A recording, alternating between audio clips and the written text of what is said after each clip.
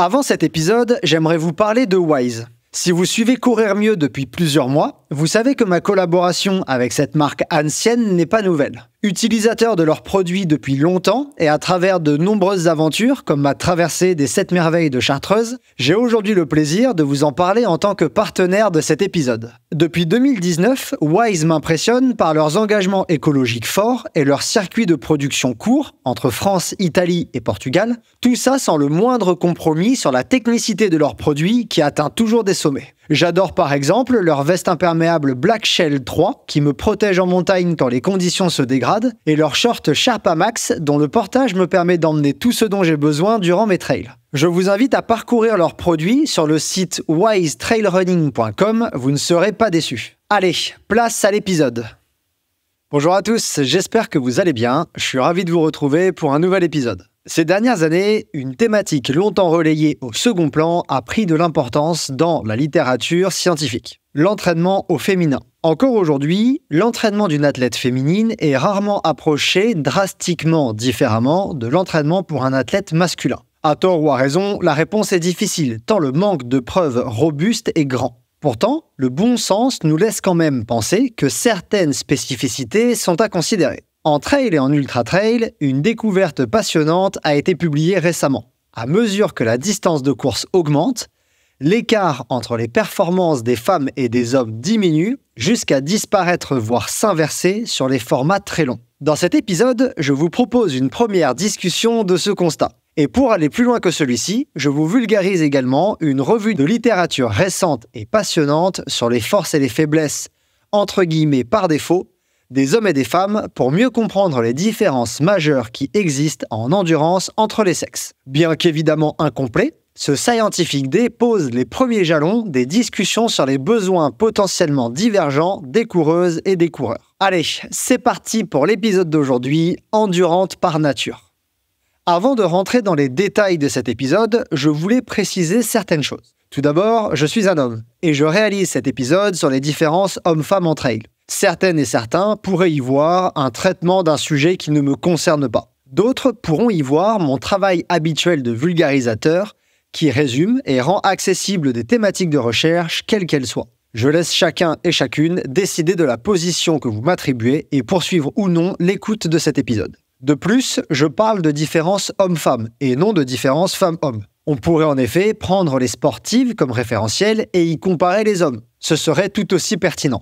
Malheureusement, les travaux sur les sportives dominent la littérature. Ceux sur les sportives sont apparus plus tard. Ils positionnent souvent les femmes et leurs caractéristiques par rapport à ce que l'on connaît des hommes, plus souvent et depuis plus longtemps étudiés. J'aurais pu inverser tous les arguments et tous les comparatifs. Cependant, par simplicité, j'ai conservé le parallèle comme la littérature me les propose. Enfin, ce sujet est vaste, extrêmement vaste. Différentes thèses sur le sujet n'arrivent pas à le couvrir intégralement, malgré leurs centaines de pages. Cet épisode ne résumera pas non plus toute sa complexité. Celui-ci est une première tentative, modeste, de discuter une partie de l'immensité de cette thématique. Par souci de clarté, et pour poser une première pierre à cet édifice que je construirai doucement avec le temps, j'ai sélectionné certains travaux qui, à la lecture, me semblaient particulièrement pertinents. D'autres publications existent, d'autres sujets sont à traiter. Je me ferai un plaisir de les aborder ultérieurement. Mais le tableau doit commencer par un premier trait, et j'ai décidé que ce sera celui-ci. Bonne écoute de l'épisode ou non. Ces dernières années, de plus en plus de femmes ont pris le départ de courses sur route ou en trail. Par exemple, sur marathon, on observe plus 500% de participantes entre 89 et 2009 contre plus 60% de participants. De même, la proportion de femmes inscrites sur l'UTMB est passée de 8 à 12% en une dizaine d'années. Si on ne s'intéresse qu'aux élites, 40% d'entre eux étaient des femmes au départ de cette même épreuve en 2022. Cette augmentation de la densité des participantes s'est accompagnée d'une amélioration de leur performance maximale. Il est de plus en plus courant de voir des traileuses se hisser haut dans les classements généraux. Je reviendrai sur ce point plus tard dans l'épisode. De manière cohérente, la question de l'entraînement au féminin a pris de l'importance. Si au préalable les traileuses bénéficiaient souvent de la même approche de l'entraînement que les trailers, mon sentiment est que cela évolue. D'une part, de plus en plus de travaux ont souligné que les hommes et les femmes n'avaient pas les mêmes capacités d'endurance, pas les mêmes forces et faiblesses par défaut entre guillemets. D'autre part, de nombreuses études, pour la plupart récentes, ont également montré que l'entraînement, la récupération, l'apparition de la fatigue ou encore la biomécanique et l'adaptation à des chaussures seraient différentes en fonction du sexe de la personne. Cet épisode résume de manière non exhaustive plusieurs études scientifiques publiées sur le sujet. Le premier point que je souhaite discuter dans cet épisode concerne les différences hommes-femmes dans les performances en trail et plus particulièrement en ultra-trail. S'il est rare de trouver des exemples sur route, comme en 10 km en marathon, de coureuses féminines remportant la course au scratch devant les hommes, des situations de ce type sont plus courantes en trail, mais surtout en ultra. En trail court, les écarts de temps entre le premier homme et la première femme sont souvent marqués. Pour concrétiser mes propos, voici quelques exemples sur les courses format court les plus relevées. Donc par exemple le circuit Golden Trail World Series. Sur Zegama 2023, Manuel Merillas arrive premier masculin, premier au scratch. Daniela Ouemus arrive première féminine mais 55e au scratch. Sur le marathon du Mont Blanc 2023, Rémi Bonnet est premier masculin et premier au scratch, et Sofia Lockley arrive première féminine mais 32e au scratch. Sur Sierzinal 2023, Philemon Kiriago arrive premier masculin, premier au scratch, Sofia Lockley arrive première féminine mais 51e au scratch. Pikes Peak Ascent 2023, Rémi Bonnet est encore premier masculin et premier au scratch, Sofia Lockley est première féminine, encore, mais 39e au scratch. En trail long et en ultra trail, l'histoire est souvent différente. L'écart entre le premier homme et la première femme est souvent moins prononcé. Là aussi, je vous propose quelques exemples sur les courses les plus relevées du genre. Western State 2023, Tom Evans est premier masculin, premier au scratch, Courtney Dauwalter est première féminine et 6e au scratch. Katy Scheid, deuxième féminine, 17e au scratch. Sur la Hard Rock 100 2023, Aurélien Dunant-Palaz est premier masculin, premier au scratch.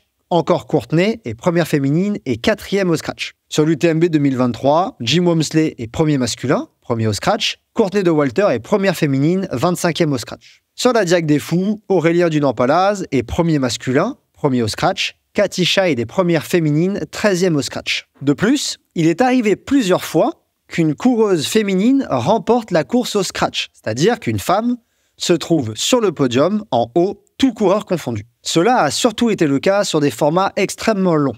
Je vous propose quelques exemples. En 2006, Corinne Favre remportait la CCC, 86 km et 4500 mètres au scratch, presque avec 20 minutes d'avance sur le premier homme et 50 minutes devant François Daen, alors 4e au scratch. En 2017, Courtney Dauwalter remportait la Mob 240, 387 km et 9000 mètres, 10 heures devant le premier homme. En 2021, Claire Banwarth remportait le Portugal 280 ultramarathon, 282 km et 10 000 mètres, presque 4 heures devant le premier homme. En 2022, Camille Héron, actuelle détentrice du record du monde de course à pied pendant 48 heures avec 435 km, remportait les championnats des États-Unis de 100 miles sur route avec 30 minutes d'avance sur le premier homme. Et je vous propose la plus impressionnante, ma préférée. En 2019, Jasmine Paris, récente finisher de la Barclay 2024, a terminé la Mountain Spine Race, 431 km et 13 000 mètres, avec 15 heures d'avance sur le premier homme. Son temps, 82 heures et 12 minutes,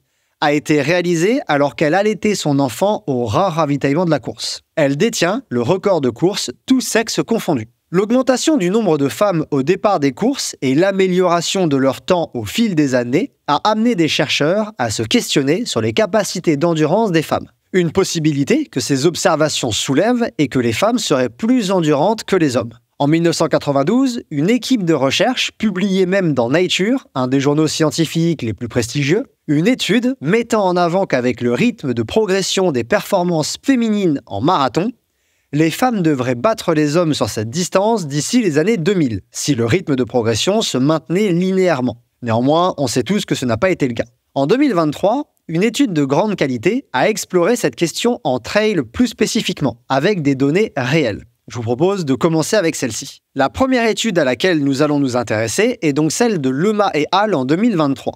Selon eux, si de plus en plus de coureuses prennent des départs, on remarque cependant qu'il y a moins de partantes féminines sur les formats longs que sur les formats courts. L'UTMB 2023 enregistre 10% de féminines sur l'ultra contre 25% sur la MCC. Le marathon du Mont Blanc compte aussi 10% de féminines sur le 90 km en 2023 contre 20% sur le format marathon. Ces observations sont surprenantes quand on sait que les coureuses ont des prédispositions qui favoriseraient leur performance sur les courses les plus longues. comme un pourcentage plus élevé de fibres de type 1, une meilleure capacité à utiliser les graisses à une intensité donnée. Mais au moment où cette étude est conduite, aucune robuste n'avait pu confirmer la supériorité théorique des athlètes féminines sur le long. La méthodologie que cette étude a utilisée est aussi novatrice qu'ingénieuse. Elle consiste à appairer, c'est-à-dire constituer une paire, d'un homme et d'une femme aux performances relatives similaires, c'est-à-dire par rapport aux vainqueurs de la course de leur sexe, sur une course de distance courte et sur une autre course de distance longue, courue toutes les deux la même année. Par exemple, un homme à 10% du vainqueur de la course sur un trail court en 2022 et ayant couru ensuite la même année un trail long, était appairé avec une femme à 10% de la vainqueur sur la même course de trail court courue en 2022 et ayant également couru ensuite la même année le même trail long. Les auteurs s'accordaient une marge de calcul de 4%. Une fois toutes les paires constituées, les auteurs récupéraient les vitesses de course de l'homme et de la femme de chaque paire sur la course de trail court et sur celle de trail long ayant permis l'appairage. Ce procédé permet d'évaluer l'effet de l'augmentation de la distance sur les différences de vitesse moyenne entre les sexes, entre deux personnes ayant un niveau comparable. Par exemple, si pour une paire avec un même écart relatif initial au meilleur homme et à la meilleure femme sur une course courte, la femme de la paire démontre dans la course plus longue une diminution de 5% de sa vitesse, alors que l'homme démontre une diminution de 7% de la vitesse, cela suggère que la femme de la paire a moins perdu en performance que l'homme avec l'évolution de la distance. Cela soulignera donc que cette coureuse serait plus endurante que le coureur auquel elle a été appairée, malgré des performances relatives comparables initialement sur un format court. Pour réaliser cette étude, les auteurs ont utilisé les données enregistrées par le groupe UTMB dans le cadre du calcul de l'UTMB Index. Les paires étaient constituées d'un homme et d'une femme ayant couru au moins une course de trail court, entre 25 et 45 km effort, et une course de trail long, entre 45 et 260 km effort, la même année. Le critère d'appairement était la performance relative au premier homme et à la première femme, respectivement, comme j'ai discuté au préalable, dans la course courte que l'homme et la femme considérés avaient en commun. Les données fournies par ce groupe sur 1 880 000 coureurs et coureuses ont permis la création de 7 251 paires d'hommes et de femmes ayant le même niveau relatif de performance sur la course initiale. Les auteurs récoltaient également le niveau de performance des athlètes afin d'évaluer si les changements potentiels dans les vitesses de course étaient dépendants du niveau des athlètes ou non. Par exemple, est-ce qu'ils sont moins marqués chez les élites que chez les autres coureurs et coureuses? Sans surprise, les analyses statistiques ont montré qu'à mesure que la distance des courses augmentait, la vitesse de course diminuait chez les hommes et chez les femmes. Cependant, les analyses suivantes ont révélé que ces effets étaient plus marqués chez les hommes que chez les femmes. Précisément, pour chaque augmentation de 10 km effort, la vitesse des hommes diminue en moyenne de 4,02%, alors que celle des femmes diminue en moyenne de 3,25%. D'après ces auteurs, on devrait observer sur des compétitions de 280 km effort des performances moyennes équivalentes entre les hommes et les femmes. Les analyses statistiques supplémentaires ont révélé que ces pertes de vitesse dues à l'augmentation des distances étaient plus marquées chez les coureuses et coureurs de haut niveau, moins 3,8% contre moins 4,32% chez les femmes et chez les hommes respectivement, que chez les coureurs de plus bas niveau, moins 2,5% contre moins 3,5% pour les femmes et les hommes respectivement. Autrement dit, tout le monde perd en vitesse quand la distance de la course augmente, ce qui est logique, mais cet effet est plus marqué chez les hommes que chez les femmes, et il est également plus marqué chez les élites que chez les coureurs et coureuses les plus lents. Petite pause, si ce Scientific Day vous plaît, je vous invite à aimer la vidéo, la commenter, la partager et vous abonner à ma chaîne en activant les notifications pour ne rater aucune de mes publications. Je vous invite aussi à rejoindre Courir Mieux sur ses autres réseaux comme Instagram et le podcast disponible sur toutes les plateformes d'écoute. Vous pouvez aussi vous rendre sur le site courirmieux.fr où vous retrouverez l'article associé à cet épisode et toutes les études scientifiques citées. Enfin, vous pouvez soutenir Courir Mieux et rejoindre sa communauté de passionnés de trail et de course à pied sur Patreon. Les différents abonnements proposés vous donnent accès à de nombreux avantages, à des contenus exclusifs et à la possibilité de poser vos questions à mes invités. Le lien vers les offres est dans la description. Allez, on retourne à l'épisode.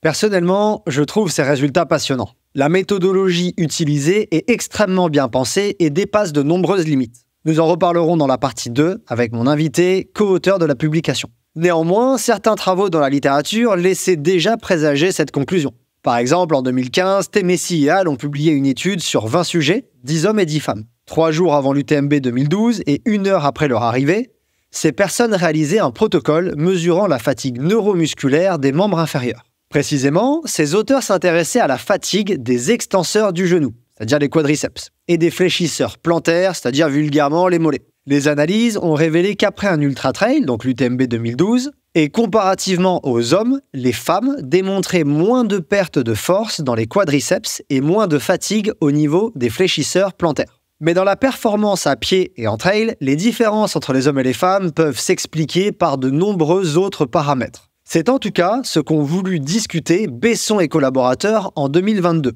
Deuxième étude que je souhaite vous présenter dans cet épisode. Avec cet article, ces auteurs souhaitent proposer une nouvelle vue d'ensemble, la plus complète possible et multidisciplinaire, des différences connues entre les hommes et les femmes dans le contexte de la course à pied d'endurance. De plus, ils ont cherché à aller plus loin que les différences les plus souvent soulevées. En effet, il est par exemple assez connu que les femmes ont en moyenne plus de masse grasse que les hommes, ainsi que plus de fibres musculaires de type 1, c'est-à-dire celles les plus endurantes. Pour aller au-delà de ces constats, ils se sont intéressés à 4 grandes familles de paramètres associés au trail et à la course à pied. Il s'agit des facteurs liés à la biomécanique de course, l'utilisation des substrats énergétiques et l'économie de course, la résistance à la fatigue, et enfin la thermorégulation et le pacing.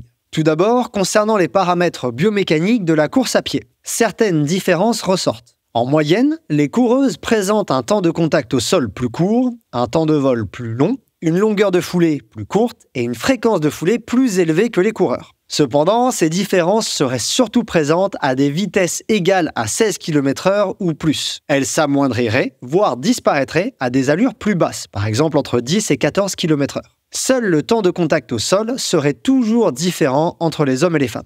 Concernant la position des membres à la course, les coureuses présenteraient à l'effort une adduction de la hanche, c'est-à-dire une pose du pied vers le centre de gravité, et une rotation interne de la hanche, c'est-à-dire un genou un peu plus vers l'intérieur, plus important au moment de l'appui au sol comparativement aux hommes. Elles démontreraient aussi une flexion de genou moins prononcée, donc une attaque au sol avec la jambe plus tendue, et enfin la rigidité du tendon d'Achille pourrait être moins prononcée chez les femmes. Ces différences existeraient à plusieurs vitesses et dans différentes pentes, donc s'appliqueraient au trail. Concernant l'économie de course et l'utilisation des substrats énergétiques. Comparer comment les hommes versus les femmes utilisent des substrats énergétiques est compliqué. En effet, ce paramètre est influencé par plusieurs facteurs, comme le niveau sportif, les cycles menstruels, l'âge ou encore l'alimentation. En ne conservant que les meilleures études, Besson et al. En 2022 conclut qu'en moyenne, et comparativement aux hommes, les femmes utilisent plus de lipides, moins de glucides et moins de protéines durant un effort d'endurance que les hommes. De même, les coureuses auraient une meilleure flexibilité métabolique. Cela signifie qu'elles auraient une meilleure capacité à alterner efficacement entre utilisation des lipides et des glucides comme source de carburant pour produire de l'énergie. Quand on connaît l'importance de ces paramètres pour la performance en trail, comme on en a discuté dans les épisodes précédents sur comment progresser en trail, ces résultats sont super intéressants. Concernant l'économie de déplacement, là encore, les comparaisons ne sont pas aisées. D'après l'équipe à l'origine de cette revue, beaucoup de travaux ont comparé l'économie de course hommes versus femmes entre des groupes de niveaux différents, ou encore à des mêmes vitesses absolues, par exemple 10 km/h, et non relatives, par exemple 60% de VO2 max. Là encore, en ne sélectionnant que les travaux les plus robustes, la littérature semble indiquer que les femmes ont une économie de course égale à celle des hommes. Maintenant, concernant la résistance à la fatigue. J'ai déjà brièvement abordé le point des différences hommes-femmes dans cette résistance juste avant. Besson et al. En 2022 vont plus loin que la simple « fatigue périphérique » dans leur discussion. Ils résument les 3 points suivants. Tout d'abord, les athlètes féminines pourraient démontrer moins de fatigue musculaire, surtout périphérique, donc au niveau des muscles eux-mêmes, que ceux masculins après un effort d'endurance comme une course de trail. Ces résultats seraient surtout valables dans le cadre de courses de longue distance, comme un ultra-trail ou un trail long. Ils seraient moins souvent observés après des efforts de courte distance. Deuxièmement, les femmes démontreraient également une plus grande capillarisation musculaire. Cela revient à un meilleur approvisionnement en sang, en oxygène et en nutriments dans les muscles pour les coureuses que pour les coureurs. De plus, les athlètes féminines révéleraient une plus grande vasodilatation à l'exercice que les hommes. En d'autres termes, leurs vaisseaux sanguins se dilateraient plus que ceux des athlètes masculins. Toutes ces observations expliqueraient pourquoi les femmes présenteraient moins de fatigue musculaire après un effort de longue distance et récupéreraient mieux. Troisièmement, les coureuses auraient, après un effort éprouvant, moins d'inflammation musculaire et moins de dommages musculaires que les coureurs. Maintenant, concernant la thermorégulation et le pacing. Pour conclure, Besson et al. En 2022 se sont intéressés à ces deux paramètres. Concernant la thermorégulation, la régulation de la température, les résultats sont peu concluants. La plupart des études qui se sont intéressées aux différences hommes-femmes dans la capacité à réguler sa température n'ont trouvé que de maigres différences, voire aucune différence. Les femmes ne prenant pas de contraceptifs par voie orale pourraient vouloir faire plus attention que d'habitude à la température pendant leurs règles. Une étude menée pendant un ultra-trail de 161 km suggère que les coureuses pourraient être moins affectées par la chaleur que les coureurs. En dehors de ces rares évidences, les différences semblent négligeables.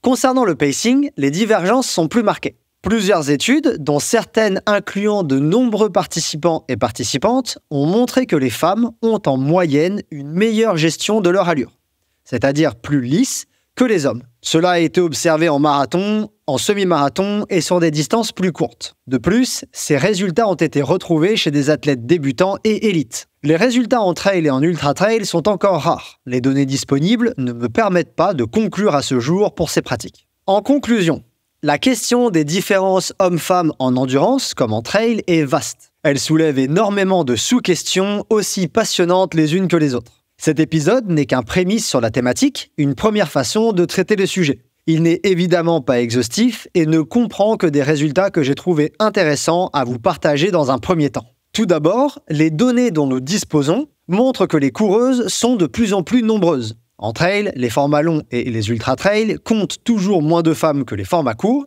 Cependant, les tendances vont vers une augmentation de la participation des athlètes féminines. Ensuite, il est intéressant de noter que les écarts de performance entre les hommes et les femmes semblent dépendre de la distance de course. Ils semblent considérablement plus prononcés sur les formats courts que sur les formats longs. Lema et al. En 2023 ont confirmé cela avec une méthodologie remarquable. En moyenne, pour chaque augmentation de 10 km effort, les hommes perdent 4% de vitesse alors que les femmes perdent seulement 3%. En moyenne encore, les performances des hommes et des femmes devraient être égales sur des compétitions d'environ 280 km effort. La question naturelle qui découle de ces observations est pourquoi les femmes semblent plus endurantes que les hommes. La revue de littérature de Besson et al. En 2022 donne plusieurs pistes de réponse. Pour résumer, les athlètes féminines auraient des paramètres de course à pied différents de ceux masculins. Temps de contact au sol plus court pendant la course par exemple. Elles auraient également une meilleure utilisation des lipides et une plus grande flexibilité métabolique. Notons cependant qu'à ce jour, les recommandations en termes d'alimentation en longue distance sont les mêmes pour les femmes et les hommes, comme je l'avais discuté dans les épisodes sur l'alimentation disponibles en ligne. De plus, les coureuses auraient une moindre fatigabilité musculaire, ce qui est propice à la longue distance. Cela a été démontré à travers de nombreuses études et de nombreux paramètres différents. Enfin, les coureuses pourraient adopter de meilleures stratégies de pacing que les coureurs. Il est intéressant de noter que les capacités de thermorégulation et l'économie de course semblent égales entre les deux sexes. Pour les personnes qui écouteront cet épisode version audio, sachez que vous pourrez retrouver sur le site un graphique qui résume ces résultats. Pour les personnes écoutant ce podcast au format vidéo, le graphique est présenté sous vos yeux. Bien que non exhaustif, j'espère que cet épisode sur certaines différences hommes-femmes, soulignées dans la littérature, vous aura déjà semblé utile. D'autres épisodes sur le sujet suivront pour couvrir les thématiques qui n'ont pas été abordées pour l'instant. Voilà, c'est tout pour l'épisode d'aujourd'hui. J'espère que son contenu vous a plu et vous a permis de cerner certaines des caractéristiques qui, en trail et en course à pied, différencient les femmes des hommes. J'espère aussi qu'il vous a permis de découvrir cet énorme travail réalisé sur l'évolution des performances féminines à mesure que les distances augmentent et comparativement aux hommes. J'ai hâte de vous présenter la partie 2 de cet épisode avec mon invité Thibaut Besson. Thibaut a réalisé sa thèse à l'université de Saint-Étienne avec Guillaume Millet. Son travail doctoral, intitulé « Différences biomécaniques et physiologiques entre les hommes et les femmes en course à pied d'endurance », fait de lui l'expert idéal pour cette discussion et pour aller plus loin dans ses questionnements. À très bientôt pour un nouvel épisode et n'oubliez pas que selon Edward Deming, sans donner à l'appui, nous ne sommes qu'une personne de plus avec une opinion.